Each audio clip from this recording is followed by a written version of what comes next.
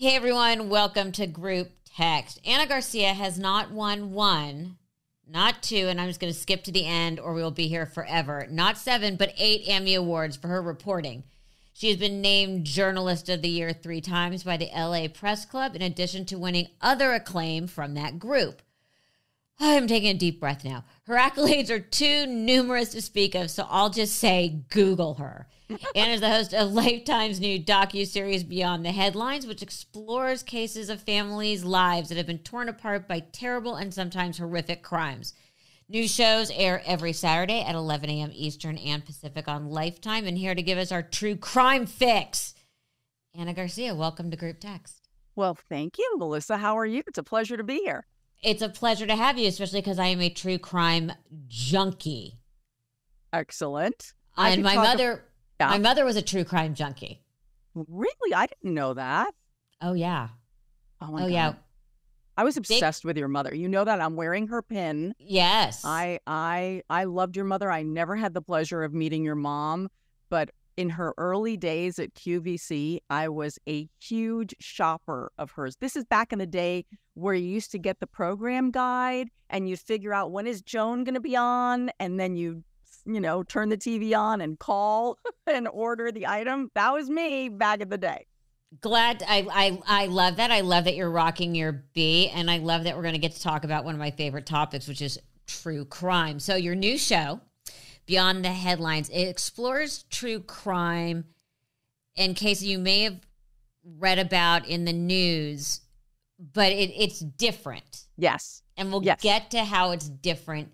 Instead of really doing a deep dive and exploring the cases, this takes a look more at what happens after these crimes are solved or resolved. What made you want to take this angle? Well, I love crime. I mean, anything crime. And what's interesting and different about this series for Lifetime is that they kind of look at crimes in a genre as opposed to an episode being devoted to just one case. They look at a type of a crime. Like the next one up in the series, which is going to be the second one, is called Beyond the Headlines, Surviving Abduction. And there are interviews with several women who were abducted and the different circumstances under which they were abducted, why they were abducted, and how long they were held. And so you take a look at an abduction case, and Melissa, I know you're following the one right now where the guy picked up a woman in Seattle last week, drove her down to Oregon, and chained her up in a homemade cell. So these cases are still happening. Every single day we have a real problem with abduction. So the Lifetime series kind of looks at it in batches. And then the series episode after this one, which will be on the 19th, is called Toxic Love, where you look at murders that occurred, whether it was a love triangle or someone was being deceived, and what they did to help that lover and go so far as to commit crime. So you're looking at crimes from kind of like the topic of reasons why people commit them. What I also think is interesting is you do talk about survival. Yes. And surviving them, specifically with the abductions and how people's lives change. One of the things that I found really interesting is women are abducted much more than men. Yes. And there's this whole thing, and we all know about Stockholm Syndrome, but you talk about trauma bond. Yes. Oh, my God. And it's hard, Melissa, I think, for people to understand that, right? Well, because Stockholm Syndrome is when you fall in love with your captor. How is trauma bond different? Well, so one is specific to the captor without question. And I believe that the trauma bond is also very specific to the captor, but also the kind of bond, which is the second part of it, is your bond to others who have experienced it or the person with whom you experienced this horrible crime with. So like in the case of Abby Hernandez, who was 15 years old when she was abducted. Imagine, she's just a girl. 15 years old when she's abducted. She's held for 9 months. Which is, could you even imagine her parent? I mean, it's just, that to me, I can't even get my head around. No, nobody can. Nobody can. And so many times with missing persons, especially missing persons who are presumed dead, for the families of those people, so many of them sit there and say, well, what if he or she is alive? Because every once in a while, someone reappears, right, after being held in some dungeon somewhere. And so it makes you wonder, oh my God, is my loved one being held captive? Even though this is a smaller group of people who were abducted. But you're right. How would you, for 9 months, her mother's making appeals to the local news, appealing to her daughter, not knowing that she was abducted. So maybe they thought, well, was she missing? Is she hiding, right? Making all these appeals, come home, we love you. Meanwhile, this poor woman is being held in a shipping container, right? Which is crazy. It is entirely crazy. And then she develops this relationship with her kidnapper, who starts sharing with her how he's sorry he's doing this. He doesn't mean to do this. He doesn't want to kill her. And so he starts sharing with her about his upbringing, and they start to find common things together, which when you think about it is very sad and very sick, but it's, you're two people stuck in this world and you only have each other. So this bond, in addition to the Stockholm Syndrome, is starting to form. And for me, Melissa, this case is so troubling because after she was released, she gave the authorities different descriptions of her captor to keep him from being found. It's pretty remarkable. Like, she literally was protecting him. Yes.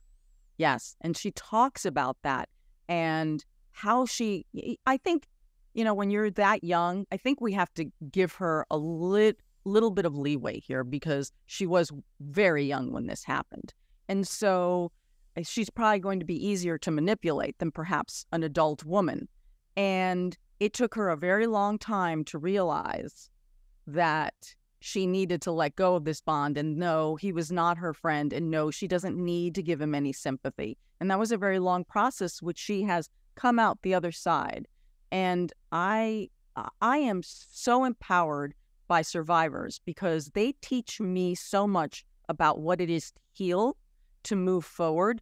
I mean, we all experience horrific tragedies and losses in our lives. And sometimes it is really hard to get up the next morning, right? And Absolutely. I look to them to help me understand how I can find that strength in myself. I learned so much from survivors, which is why this is honestly one of my favorite episodes. It's an amazing episode, and each story is unique, but this show covers 4 abductions in one episode. What are the commonalities? Well, in some ways there aren't, other than the abductor is a lunatic, right? Right. Right? Because in the first case, in Abby's case, this was a stranger. Then in the case of Miriam Beth Stauffer, this was a woman, a mother, who was abducted with her daughter, her young daughter. Well, it's horrifying. Horrifying. And who's the abductor? Her former student who had an obsession, was obsessed with her. So, how do you prepare for something like that? And he repeatedly sexually assaulted the mother, thank God, not in front of the little girl.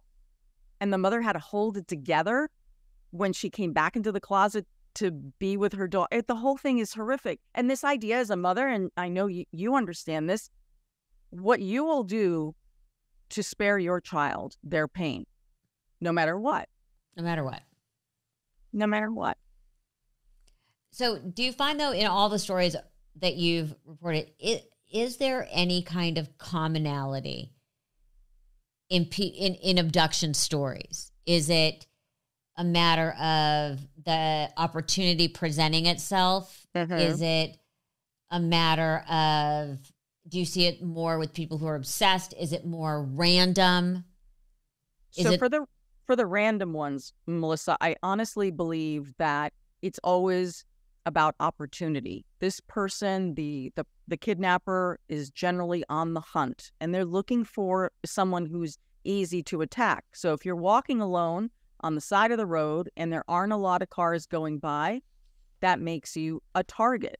If you're in a parking lot, let's say either early in the morning or late at night by yourself, again, that's an opportunity. And so that is one of the issues that you have is, were you placed in a position that made it possible for someone to abduct you? Like, how many women have we read about that went out for that morning jog and were attacked or abducted? I swear to you, every time I see a woman walking alone anywhere in any of the parks of Los Angeles, I've actually stopped doing that. Like, I can't do it. I can't go in a park and wear my earbuds because then I can't hear someone coming up behind me.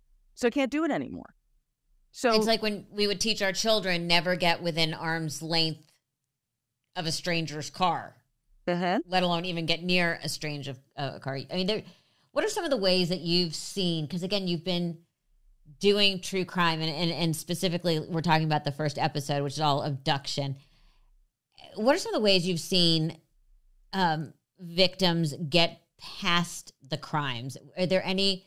Have you noticed any specific coping skills? I mean, I would encourage everyone, obviously, to go to therapy. Yes. And I also think it has to affect the relationships of everyone around them. Yeah. I will say this, because I've covered crime for so long, and there have been some victims of abductions and of crimes who never, ever recover. And they are forever broken. And it's a very painful thing to see. And that's just seeing it. I can't even imagine living it. So there are some, honestly, who never recover. They just can't. It breaks them.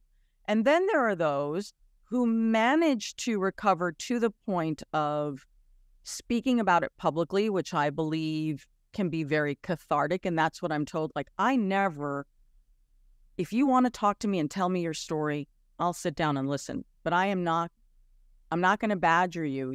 It has to be something you want to tell, because otherwise I'm part of the problem of re-victimizing you, forcing you to tell your story again. So I think telling the story, I think obviously very good therapy is incredibly important.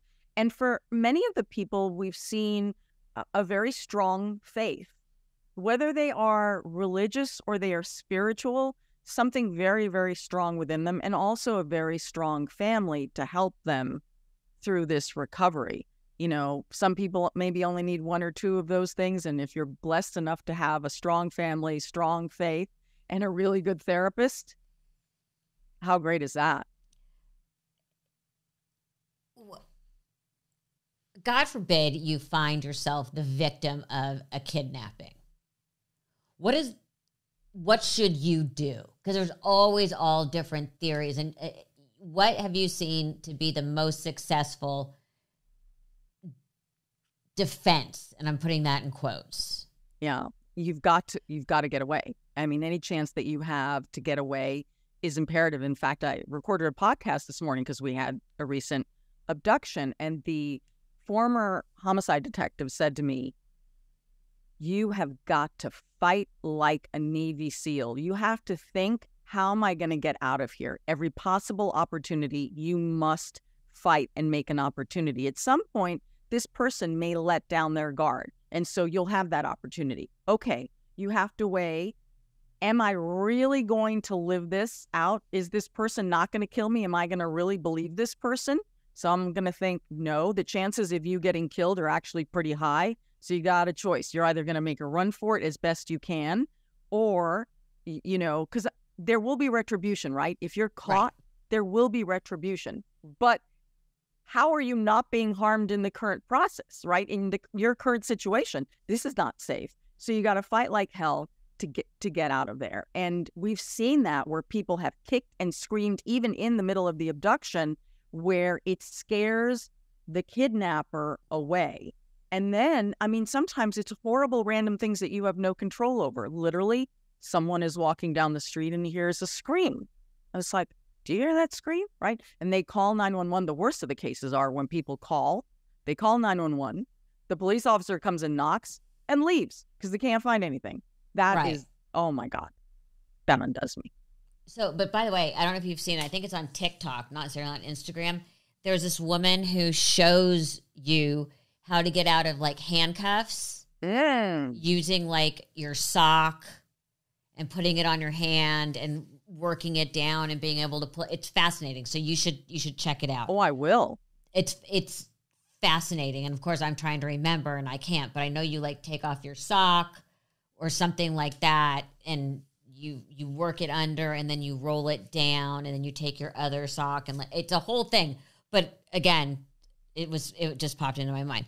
Okay, you also talk about, and we're not going to jump ahead that much, my favorite, which is love with blood and murder and love triangles and all of that stuff. I mean, I find these fascinating, and I couldn't help but pause when we learned about the woman who's accused of murdering her husband, but she Googled incriminating evidence like poisons that don't leave a trace, how to get away with murder.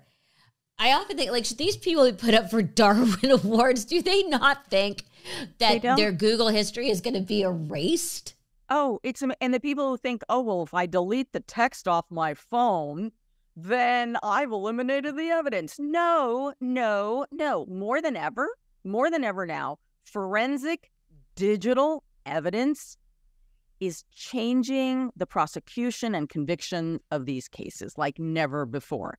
I had my phone on this. Oh, yeah, really? Well, that app in the background was picking up information and data on you, and that's how we can place you at the scene of the crime.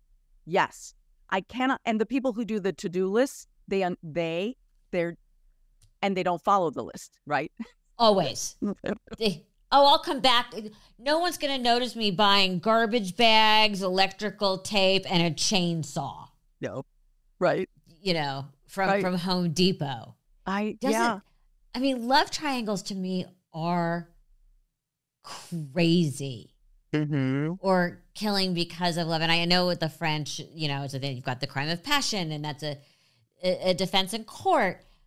But you got to think, wow, someone's really been pushed to the edge. I think so. I always say, love triangles always end badly. Whether they yes, they do. Right? They always do. Never, and if they don't kill you literally, they will kill you financially. Yes, or your heart, right? Or financially. Okay. It will kill you. It will hurt you without question. Okay, so there's that to begin with. But I always say this over and over again. People look at murder as a solution, as a problem-solving tool. I murder you, therefore my problem goes away. And in these murder triangles, the most dangerous time during when a murder is about to be committed, especially in a love triangle, is when the person fears that their secret will be revealed, or the other person is getting in the way of their getting that dream that they want. So it's at those moments, either you're going to be revealed for the fraudster that you are, and you're going to lose it all, or you're going to lose your lover. It's one or the other. And this is the case that we see. Here's a woman. She's married. She's young. They live in New Jersey. They're both nice looking. She gets a new job, starts having an affair with her boss, and all of a sudden her husband is found in a suitcase in pieces in Virginia. Because that's after Googling what to do with him. Yes, exactly. But you just brought up that it's, that they're going to be found out. Again, would be hard pressed to push you into murder. I understand more when people snap when they think something is about to take away their dream life that they think they're going to have. Why is it that the finding out seems so bad that it pushes you to murder? The one, I can see how people would think that because they become obsessed with the idea of the dream and the this and the that. It's, to me, what's so confounding is always, so you're going to be found out. Like, you're not going to keep up this charade forever anyway. Right. Because you're normal, right? You think of the consequences and you realize, the value of life, and you're not going to do this. But for some of these people, they are so fearful of their true self being revealed, meaning that they were a loser the whole time, that they never really made the money, that, it was all a facade, or Daddy always thought I was a failure. It's that bottom line fear that just consumes them. And it's not rational by any means. I agree with you. Like, I can understand heat of the moment, something happens. But when you sit there for months and you scheme and you plot and you do and you order the poison and all of this stuff, or you put the Benadryl in their coffee, or what, however you're going to do this, or iodine, or the eye drops too. Yeah. Oh, I didn't know about the eye drops, but isn't it that antifreeze doesn't leave a trace, or it's tasteless? Oh, I don't know. One of them. The eye drops are like, I say it's like a trend right now. You put eye drops in the coffee or the drink, which is tasteless, and you really have to search for it when the person passes. And they're sick for a long time. Like, they start having diarrhea, and then they start having all sorts of cramps, and then they start to fatigue. And we've had several of these cases where, honestly, I believe they Google it or they hear it on a podcast or something. They're like, oh, that's a great idea. Let me figure this out. Regular Visine? Yes. How much do you have to put in? It's just a little over a time period. I mean, not like a drop or two. I mean, a reasonable amount. And yeah, I've had several of those cases in the last year or two where it's been eye drops where they use to kill the person. You make them ill first, and then, oh my gosh, and or they'll go back and forth to the hospital. They're like, I don't feel well. And there are all these records of text messages. It's like, honey, I don't feel well. Oh, take care of yourself. You want me to pick you up at the hospital? And this poor person is suffering from these symptoms that nobody can figure out what's wrong with them. They're being poisoned. They're being poisoned. It's so much. My writing partner always says, so much easier. Pillow over the face, gentle pressure for 5 minutes, no petechial hemorrhaging. Okay. Very dark. So, very, very dark. But we talk about divorce. Why not just divorce? Well, you obviously have never lived with anyone who snores. That's because I am the snorer. There you go. Off the top of your head, just because we're laughing about this, who was the dumbest criminal you have ever learned about? Like you said, they make to-do lists. They do. Oh my God, there's so many of them are so stupid, I had one on this morning that honestly, I like, what was wrong with this guy? So he's like 78 years old. First of all, why are you even bothering at this point, right? To kill someone, all right. So here's what he does. He gets mad at his wife, and we don't know why, chops her up, puts her in a suitcase, and it's her suitcase, and it's got one of those airline barcode stickers that they put on the side of your suitcase when it goes, to be checked in. Like, why in the world would you put body parts inside a suitcase that belongs to your wife and even has this barcode? How stupid is that? But that isn't stupid enough. Then, that's just sloppy. Oh, well, there's more. I can give you more stupid. I have more stupid for you. Okay. And so then he goes to the scene where he's dumped. This is what police say. He goes to the scene where he's dumped her body near Delray Beach in the Intercoastal Waterway several times over the course of several days, where not only do people see him, but he's caught on video. Wait a minute. Then finally, when the police finally get to his house for a search warrant, and you're not supposed to be in your home when police are searching, what does the man do according to police? He tries to climb in through the back window to grab his cell phone and the keys to the storage unit where the chainsaw is. Okay, now that is stupid. That is incredibly stupid. However, very spry for a 78-year-old. Yes, which I believe will be used in his trial if he does go to trial, that you're going to be, if he's painted as, oh, he's 78 years old, he couldn't possibly have chopped up his wife and carried heavy suitcases. Really? Did you see him fly through the back window? It's unbelievable to me. What? You obviously cover a lot of other areas in the show, but you also have a true crime podcast. Yeah. What story sticks with you? Oh my gosh, Melissa. Yeah, I love doing the podcast because I get to have conversations like this, and I'm not restricted to a time or something. Right. That's why it's great. That's why it's great. That's why I love podcasts. I think that's why everyone wants to do a podcast, so they can finally have a conversation with someone about something meaningful.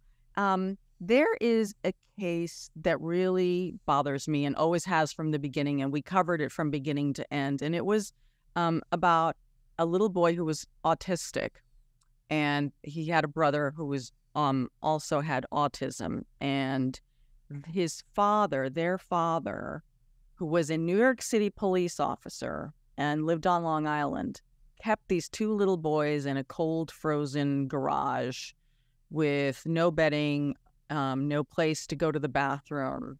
And they were treated so horribly for so long that in the end, on the little boy's last night, it was like 19, 20 degrees outside. And of course he was freezing. And of course he soiled himself. And then you have to imagine how frail and fragile he was at this point, the beginnings of hypothermia. And this horrible son of a bitch father of his took him in the backyard and hosed him down with a garden hose and this freezing temperature. And it was caught on surveillance cameras, not only at his house, but the neighbor's house. And he denied, then when the little boy passed out and hit his head, he put him in the tub trying to warm him up. And he calls the police, identifies himself as, I'm a cop, and my son just fell down running for the bus, is the story he told. And little boy goes to the hospital. He passes. And when the police finally talked to all the teachers for the two little boys, the teachers had written letters constantly to Child Protective Services. These little boys would show up abused, with bruises, soiled, and starving because he would withhold food from them. So the teachers would give them food. He has been convicted. His girlfriend's been convicted.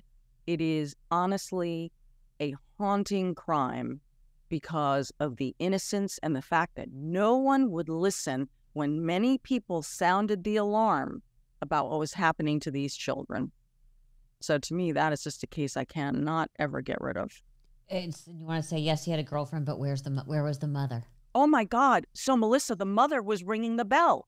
The mother, they had a custody dispute. They had divorced, and he was with a new woman, and they had a blended family, and those kids were allowed in the warm house, but not his two children. And so the mother had made videos to show of the children describing what was going on.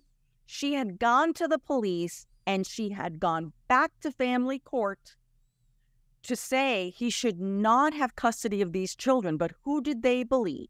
They believed the cop and not the woman, the mom who's an immigrant. No, they didn't believe her.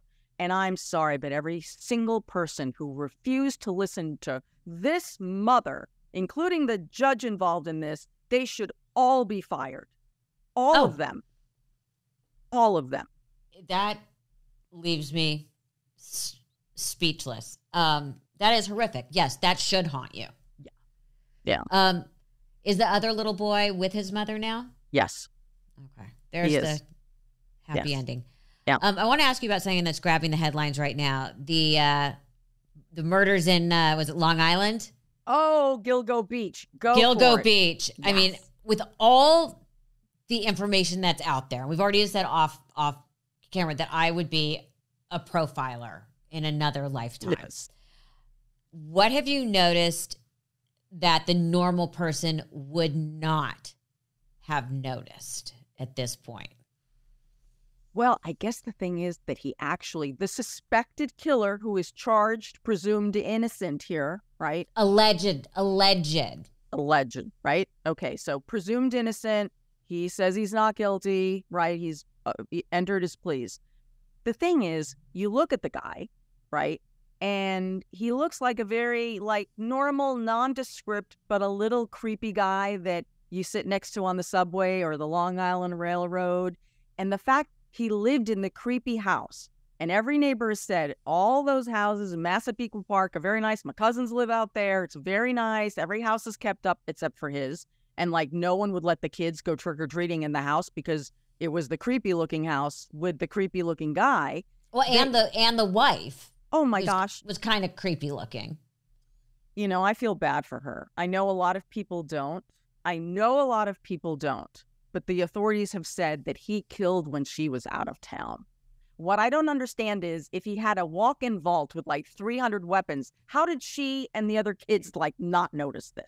I mean, there's one thing about being a gun collector, but 300's a little little excessive. Mm-hmm. Mm-hmm. Oh, yeah. You know? Oh, definitely. And a walk-in vault. I mean, it's not like, I don't know, like a walk-in vault. Like, how do you hide that from someone? You can't, because it takes up space. You can't. You can't hide that. And then it's the classic double life. They lead one life where they're a successful architect and consultant, highly regarded, has his own business, goes to Manhattan every day, right? You have that life, you know, and this is the man who wears the button-down shirt with the khakis, you know, and he's very, very big. And so then you look at his search history, the women, the violent pornography, extremely violent, what he's doing. I mean, it was really a whole other life. I mean, that's just it. It's two things. They have the double life and they're very, very creepy. Or sometimes the person who looks like a serial killer is sometimes the serial killer. Yeah. You know, everyone doesn't have to wait for the dog to dig up a femur in the backyard and bring it to show you. Yes.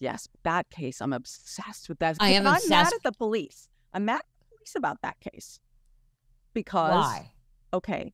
Because because he's charged with 3 murders suspected in 4. Because when one of the victims, you know, he came to her house and they played a little trick on him, like her buddies and like kind of jumped him and said, "Here, give me your wallet," kind of thing. And then he calls her back and says, "Hey, can I get a redo?" And so when she goes to meet him, she disappears, right? But the thing is, at that point, the people who lived with her and played that trick on him, they had a description of the man and they described him looking like an ogre, described his height, his weight, and the car that he drove, that Avalanche. No one ever did a search for that Avalanche because when the task force was put together last year, the first thing they did when they went back and started from scratch was, okay, who drives an Avalanche? Oh, God, it's this man with the first name of Rex, who's like 6'4" and 200 and something pounds. He fits the description. Oh my gosh, look at the car he drives. Hold on a second. That was missed 10 years ago. That's why I'm angry. Because how many did he kill after that? Allegedly. Well, also, if you're an architect and have a creepy house, that should be that should be a hint that something is amiss psychologically. Let's just say the show is fantastic. Beyond the Headlines, Saturday at 11 a.m. Eastern Pacific on Lifetime. I am a fan. I'm going to keep having you. I like I said, I'm obsessed with true crime. Anytime, my mother was Melissa. obsessed with true crime. I'm pretty sure after all the episodes of Law and Order that I've watched, I'd be really good at pulling off a crime. But this has been wonderful. Anna, thank you so much. Oh, a pleasure. Thank you, Melissa. Anytime.